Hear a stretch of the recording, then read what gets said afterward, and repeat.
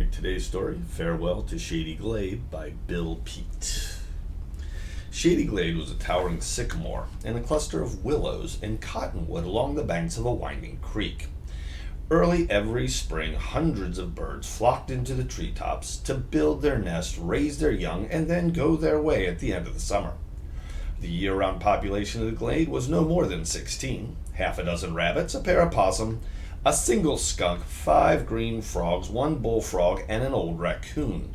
They lived there together in a peaceful, neighborly fashion. These simple woodland creatures were content to believe that nothing could ever spoil their quiet little world. They hardly noticed the big city looming up to the sky way off in the distance. Then one spring day, there came a deep rumbling sound.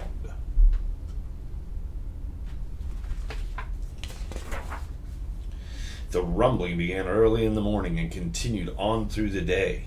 Then, along towards evening, it suddenly stopped. Each day it grew louder and more ominous, and by the end of the week, the rumbling shook the whole glade. The trees trembled to their very roots, and the creek shivered in its banks. The birds stopped in the middle of their song and nest building, then without a word took off in a fluttering flurry and went streaking out of the glade in all directions.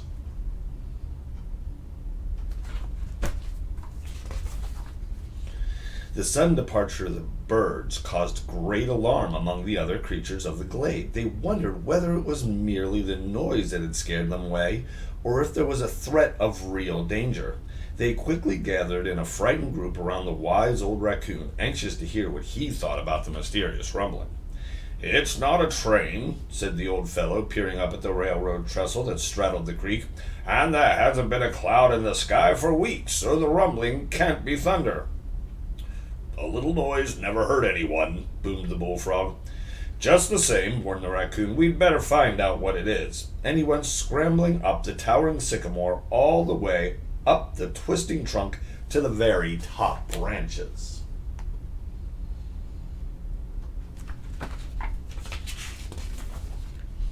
Then, just beyond a hill, not more than 50 yards to the east, he spotted the rumblers. Monstrous machines gouging out whole clumps of trees in one scoop, a ton of earth in one bite, leaving nothing but their giant tracks on the barren ground, and they were heading straight for Shady Glade. "We're in for it," muttered the raccoon as he scurried down the tree to rejoin his friends.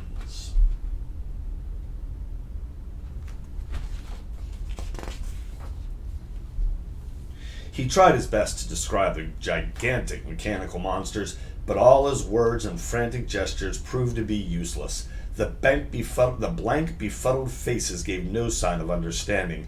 Then, with a long forefinger, he attempted to draw one of the machines in the soft earth, a hodgepodge of scratchy lines which merely confused them all the more. "Oh well," he sighed, "the monsters will stop work before nightfall. Then you can all go see for yourselves."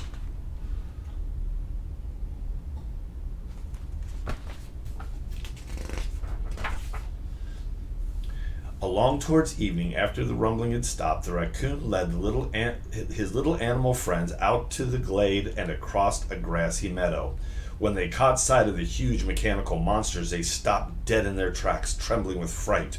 All but the brave raccoon. He waddled straight for the nearest machine and went climbing up a giant wheel to perch on the top. "Have no fear," he said. "They can't budge an inch without their drivers. Right now, they're helpless." "Then this is the time to attack," said the bravest of the rabbits, and baring his large front teeth, he leaped at a giant tire. The raccoon shook his head. "It's no use. You won't find any soft spots. The brutes are indestructible, all-powerful, and there's no stopping them. Shady Glade is doomed." What'll we do?" they all wailed at once. "Nothing at all tonight," replied the raccoon, "but I suspect we have a long day ahead of us tomorrow, so we'd better get some sleep."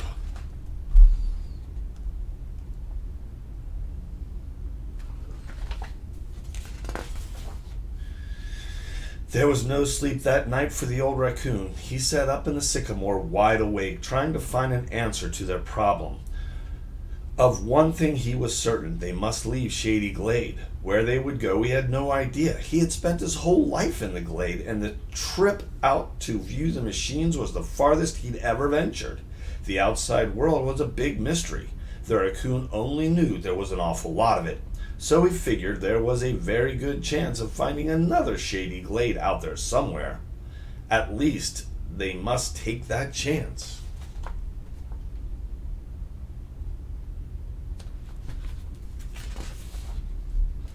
Early the next morning, the raccoon called his friends together. "There's no time to lose," he warned. "We must leave Shady Glade at once and go far, far away. Not just a little way, hundreds of miles away, where the monsters will never catch up with us." "But where?" whimpered a rabbit. "We won't know till we get there." "And how do we go?" boomed the bullfrog. "Fly?" "We take the train." This left them wide-eyed and speechless, so the raccoon quickly explained. "We'll board the train from the sycamore," and pointed to a limb that went twisting high above the creek and up over the railroad trestles. "Not me," boomed the bullfrog. "I'll take my chances right here." Then he leaped into the creek, kerplop, and his 5 friends followed with a plink, plink, plink, plink, plink.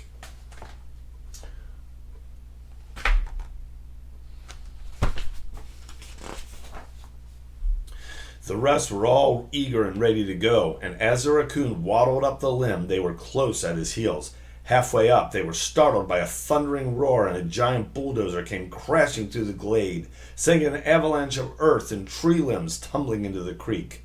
The frogs barely escaped. In a cockeyed panic, they came leaping onto the bank and went hopping up to the sycamore to join the others.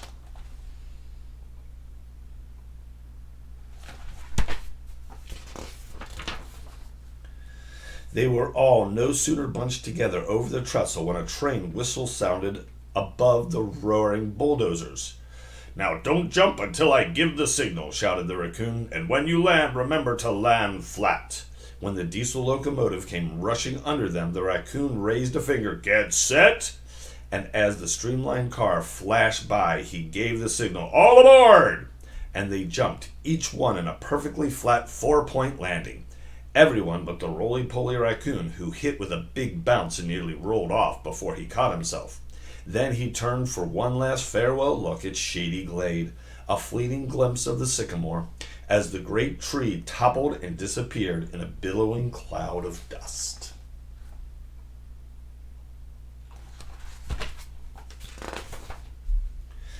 In a very few minutes, the streamliner was streaking along at top speed out into the open countryside.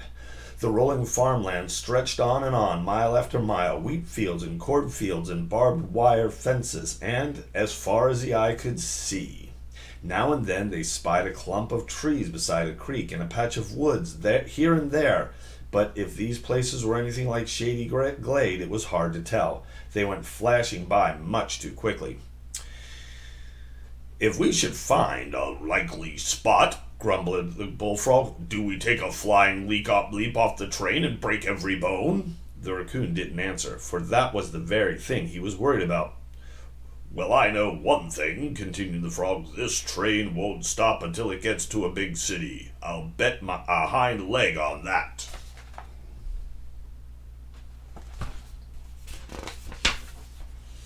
The bullfrog was right. Late in the afternoon, the streamliner gradually began to slow down. Pretty soon it was moving at a crawl past junkyards and factories on the way into a big city. As the train rumbled over a viaduct, the bullfrog bellowed, "There's a creek for you. Anyone for a swim?" At one time it had been a creek, crystal clear and shaded by willows. Now its banks were steep cement walls, with pipes spouting purple-green waste from the factory building into the scummy water. "What a sorry sight," sighed the old raccoon. "What a stench," squeaked the skunk.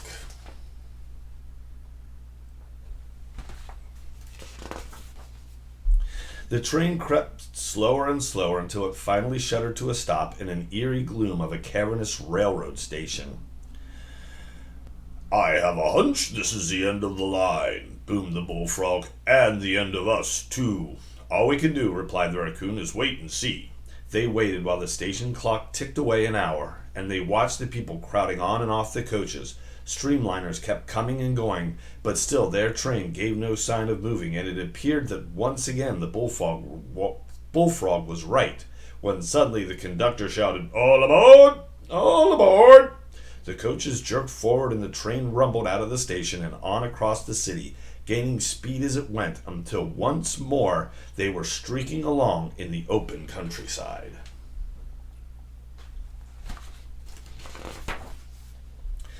As miles went rolling by through the afternoon, the scenery began to change. Now the farmland was hilly with more and more trees. The old raccoon's beady eyes brightened with renewed hope. His friends didn't seem to notice. They were too travel-weary and drowsy to care, and one by one they dropped off to sleep.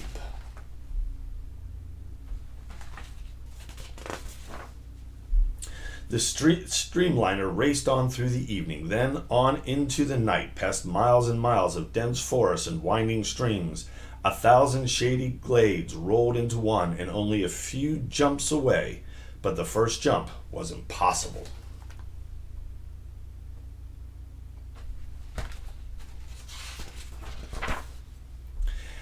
At last, the weary raccoon decided to join his friends. He curled himself into a fuzzy ball and was just about to doze off when suddenly there was a screeching of wheels, a hissing of brakes, then a thundering boom, and all the cars came jolting together.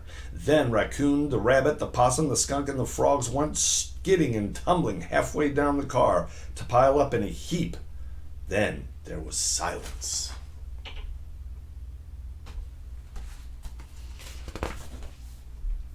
The train had stopped. Pretty soon excited voices echoed in the dense woods alongside the track. "What's up? What happened? What is it? What is it all about?" "A rock slide," growled the engineer. "Lucky we got her stopped in time."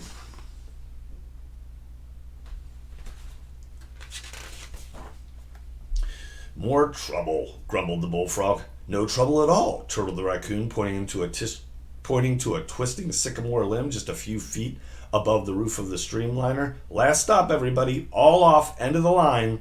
And the sleepy-eyed passengers from Shady Glade went trooping down the tree limb. Somewhere below in the darkness, they huddled together to finish their night's sleep.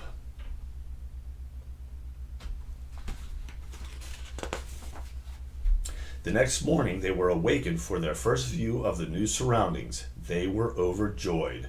"This is more like it," boomed the bullfrog.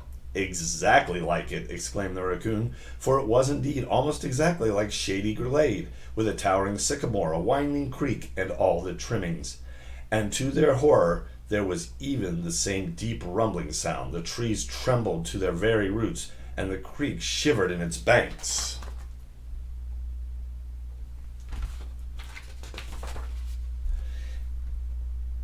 "It's not a train," muttered the raccoon, peering up at the railroad trestle, "but it could very well be thunder," as he said, pointing to the rain clouds high overhead. There was a flicker of lightning, and then more deep rumbling, and a gentle rain began to fall. "A little bit of rain never hurt anyone," said the bullfrog as he kerplopped into the creek. "You're perfectly right," smiled the happy raccoon. "In fact, everything is perfectly right." All right. That was Farewell to Shady Glade by Bill Peet. Hope you enjoyed it.